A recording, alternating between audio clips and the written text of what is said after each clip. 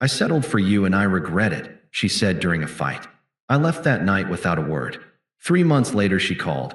Her new upgrade cheated on her with someone younger. She wanted to talk. I said, sounds like he settled too. Good luck. Hey viewers, before we move on to the video, please make sure to subscribe to the channel and hit the like button if you want to see more stories like this.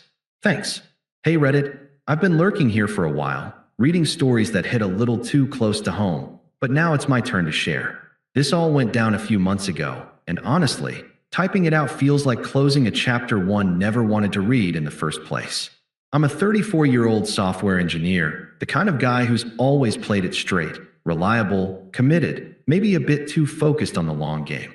Her name's Emily, and we were together for 5 years. We met at a mutual friend's barbecue, hit it off over bad jokes and shared playlists, and before I knew it, we were building a life together in our cozy apartment in the city. From the start, I was all in. I'm not the flashy type, but I showed up for her in ways that mattered. Flashback to about 2 years in. She was going through a rough patch at work, her marketing job stressing her out to the point of breakdowns. I'd stay up late helping her tweak her resume, even turned down a promotion at my company because it would have meant relocating and she wasn't ready to move. We're a team, I told her then, and I meant it. I cooked dinners when she worked late, planned weekend getaways to recharge her, and when her dad got sick last year, I drove her to the hospital every other day, holding her hand through the waiting room silence. It wasn't glamorous, but it was real. I saved up for a down payment on a house, talked about kids someday, the whole future mapped out in my head. But looking back, the cracks were there early, and I ignored them because I thought that's what love does, overlooks the small stuff. Emily had this habit of comparing me to others, subtly at first. We'd be at a party, and she'd laugh a little too hard at some guy's story, then later say something like, "See, that's what I mean about being spontaneous. You're always so planned out." It stung, but I'd brush it off, tell myself she was just venting. Then came the social media stuff. She started posting these cryptic stories, quotes about deserving more, or photos from nights out with coworkers where she looked a bit too cozy with this one guy, Jake. He was her colleague, the charismatic type who traveled for work and always had some adventure to brag about.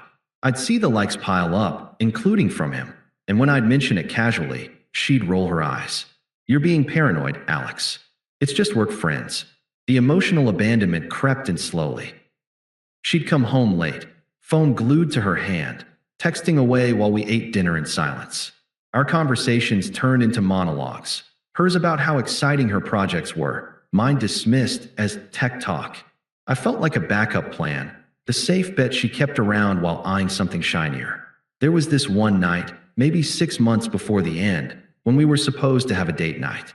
I'd booked her favorite Italian spot, got flowers.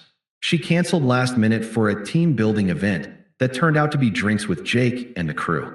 I sat alone on the couch, staring at the TV, wondering when I'd become the guy she settled for. But I didn't confront her then.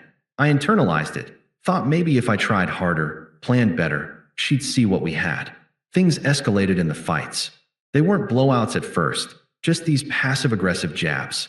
"Why can't you be more like Jake? He's always pushing boundaries," she'd say during an argument about our routine. I'd sacrificed a lot. Friends' trips skipped because she wanted me home, hobbies shelved to make time for us. Yet, she made me feel like I was the one lacking. I remember one flashback vividly, her birthday last year. I surprised her with a weekend trip to the mountains, complete with hiking and a cabin. She smiled, but later complained it wasn't exotic enough. That hurt, but I swallowed it, thinking loyalty meant enduring. Reddit, I was the definition of committed, pouring everything into us, while she chipped away at my confidence, making me question if I was enough. The unfairness built up like a storm. She'd manipulate situations to her advantage, twist a disagreement, so I ended up apologizing for her bad mood. Friends noticed. One even pulled me aside at a gathering and said, "Dude, she treats you like an option." But I defended her, loyal to a fault. Looking back, I see how undeserved it all was. I wasn't perfect, but I was there, every day, building something real. She was the one emotionally checking out, posting those disrespectful hints online, comparing me publicly in subtle ways that our circle started whispering about. It felt like betrayal in slow motion, and I was too committed to see it clearly. Then came the night everything shattered. We'd been arguing more frequently, mostly about dumb stuff like who forgot to buy groceries, but it always circled back to her dissatisfaction. That evening, I got home from a long day at work, exhausted but trying to keep things light. She was already in a mood, scrolling through her phone on the couch. I walked in, dropped my bag by the door, and tried to kiss her hello. She pulled away slightly, her eyes not leaving the screen. "Hey, what's up?" I asked, sensing the tension. She set her phone down with a sigh, like I was interrupting something important. "We need to talk, Alex." Those words always hit like a warning bell, but I sat down anyway, keeping my voice steady. "Okay, shoot. What's on your mind?" She crossed her arms, leaning back as if appraising me. "I've been thinking a lot lately. About us. About where we're at." I nodded, trying to stay calm. "Yeah? Me too. Things have felt off. Maybe we could plan a trip or something. Shake it up." She laughed, but it wasn't kind. A sharp, dismissive sound that made my stomach drop. "A trip? That's your solution? God, Alex, that's so you. Always the safe, boring fix." I felt the heat rise in my chest, but I kept it together. "Boring? Emily, I'm trying here. What do you want from me?" Her eyes narrowed, and she leaned forward, her voice rising. "What I want to feel alive, Alex. Not stuck in this rut. You know, I settled for you, and I regret it every damn day." The words landed like a slap. Settled for me? After everything? I stared at her, the room feeling smaller. "What are you talking about?" "Settled." She didn't back down. If anything, she got smugger, like she'd been waiting to unload this. "Come on, don't act surprised. You're nice, sure. Stable. But Jake? He gets me. He's ambitious, exciting, takes risks. We've been talking, and it's like, finally, someone who matches my energy. You're just holding me back with your predictable life. I deserve better than this." I could hear my heartbeat in my ears, the betrayal twisting like a knife. Jake, the guy from work, the one in all those posts. It clicked then, the late nights, the flirty comments. But her logic? Twisted as hell. "So you've been cheating? Emotionally, at least? And now you're blaming me for not being enough." She shrugged, actually shrugged, like it was no big deal. "It's not cheating if I haven't slept with him yet. But yeah, we've connected. And honestly, Alex, you should thank me for staying this long. I could have left sooner, but I felt sorry for you. You think this is what I dreamed of? A guy who's content with mediocrity? Jake's going places, promotions, travel. What have you done lately besides clock in and out?" Her words were cruel, calculated to hurt, and they did. Flashbacks hit me. All those sacrifices, the promotion I skipped, the nights I supported her. But she sat there, smug and disrespectful, justifying it like I was the problem. "Emily, we built this together. I've been there for you through everything, your job stress, your family. And this is how you see me? A settlement." She rolled her eyes, waving a hand dismissively. "Built what? A boring routine? Yeah, you were there, but it was suffocating. I need more. Jake challenges me, makes me feel wanted. You're just comfortable, and I'm done regretting it." I sat there for a moment, the silence heavy. No begging, no outburst. I wouldn't give her that. Inside, it burned, the confusion and pain swirling. But clarity cut through. This wasn't love.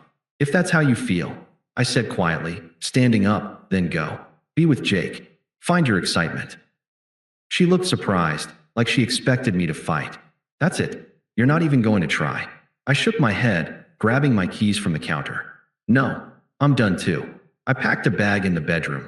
Essentials, nothing more, while she watched from the doorway, arms crossed, still smug. "You'll regret this, Alex. You won't find anyone better." I didn't respond, just shouldered the bag, walked past her, and out the door into the cool night air. The door clicked shut behind me, and I drove to a friend's place without looking back. No texts, no calls, just silence. That was my exit, calm, dignified, final. That first night away was a blur. I crashed on my buddy Mark's couch, staring at the ceiling fan spinning in the dark, replaying her words like a bad loop. "Settled for you. Regret it." It echoed, mixing with the confusion. How had I missed the signs?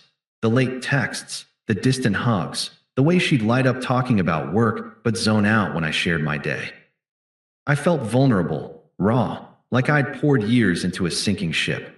Flashback to one of our better times. Our third anniversary, when I surprised her with tickets to a concert she'd mentioned once. She hugged me tight then, whispered, "You're the best." Now, that memory twisted into something painful, proof of how one-sided it had become. But I didn't call her, didn't text. No emotional outburst, no begging for closure. I blocked her number temporarily, just to breathe, and focused on the basics. Found a short-term rental the next day, a small studio downtown with a view of the park. Work became my anchor. I dove into projects I'd put off, finally pursuing that certification I'd delayed for her sake. Mornings, I'd hit the gym, the weights away to channel the hurt into something productive. Evenings, I'd walk alone, letting the silence settle. It was unfair, yeah, the way she discarded me like yesterday's news after I'd been her rock. But in that quiet, I started seeing it differently. Maybe I'd been settling too, ignoring the red flags for the comfort of routine. Clarity crept in. I deserved better than being someone's regret. Friends checked in, shocked when I told them the basics without drama. "Dude, she did what?" Mark said, but I kept it composed. "It's done. Moving on. No bad-mouthing, just detachment." That space let the confusion fade, replaced by a quiet resolve. I wasn't broken, I was free. 3 months passed like that, slow at first, then faster as I rebuilt. I got the promotion I'd turned down before, the one with better hours and a bump in pay. Moved into a nicer apartment, started hiking on weekends, even went on a couple casual dates that reminded me life didn't end with her. I unblocked her eventually, but the phone stayed silent on her end. No apologies, no outreach. Fine by me. I'd stopped thinking about her daily. My internal voice shifted from "why me?" to "what now?" I felt lighter, more myself. Then, the grapevine started buzzing. Mutual friends texted first, casual at the start. "Hey, heard about Emily and Jake." Wild. I didn't pry, but pieces trickled in.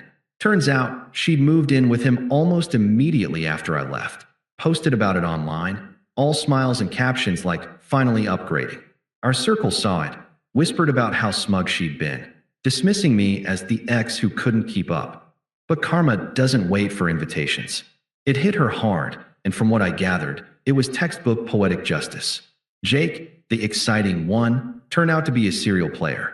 Friends said he'd been seeing someone younger on the side, an intern from his office, barely out of college. Emily found out the hard way, walked in on them one night after a late shift. He didn't even apologize, just shrugged it off with some twisted logic about needing variety. Sound familiar? She confronted him, but he flipped it, called her clingy, said she'd been a rebound from his last fling. Dumped her on the spot, changed the locks while she was at work. She ended up crashing with a friend, her stuff in boxes. The unraveling accelerated from there. Work suffered. She'd been distracted by the drama, missed deadlines, and got let go from her marketing gig.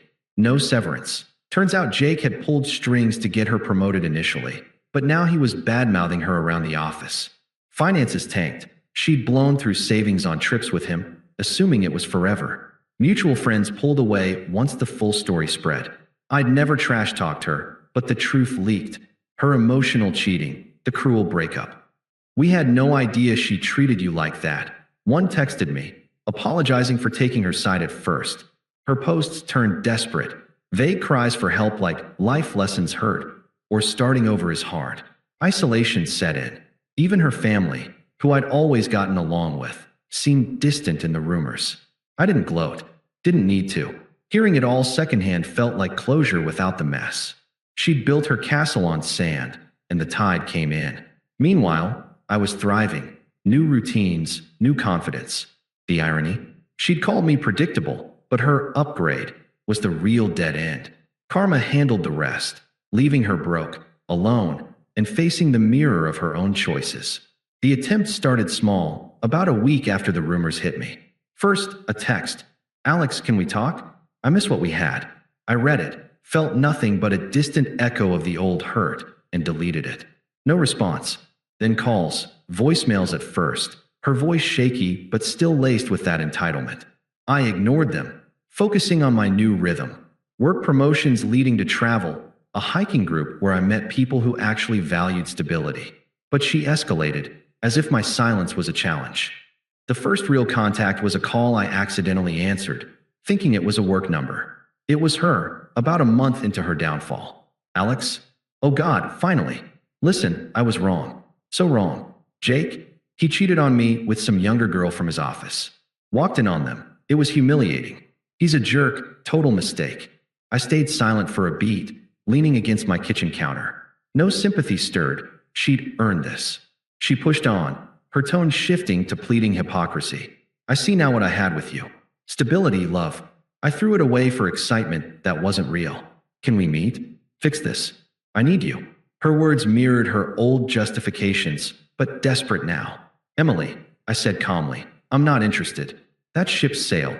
But Alex, after everything, you owe it to us to at least talk. I regret it all. Settling was my fear talking. Please. Owe it.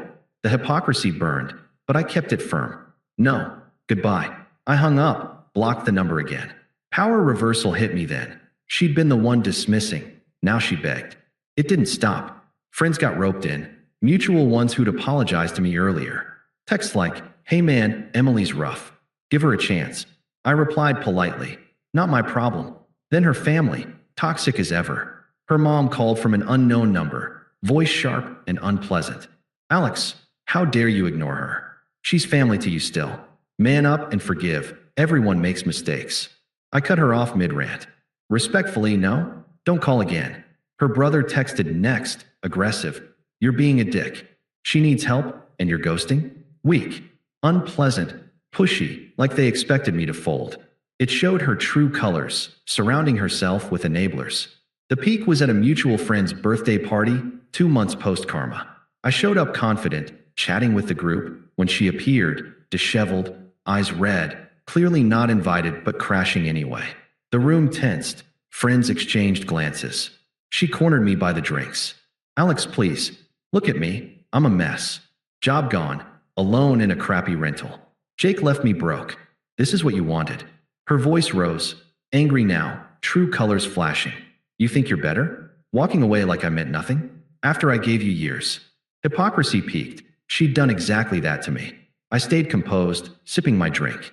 Emily, this isn't the place. We're done. She grabbed my arm, desperate, turning furious. How can you be so cold? I need you back. Begging now, happy. Friends intervened, pulling her away as she ranted. He's heartless. I just nodded to the host and left early, her scene exposing her more than anything. After that, the barrage intensified, texts from burners, voicemails pleading then raging. Fine, ignore me. You'll end up alone too.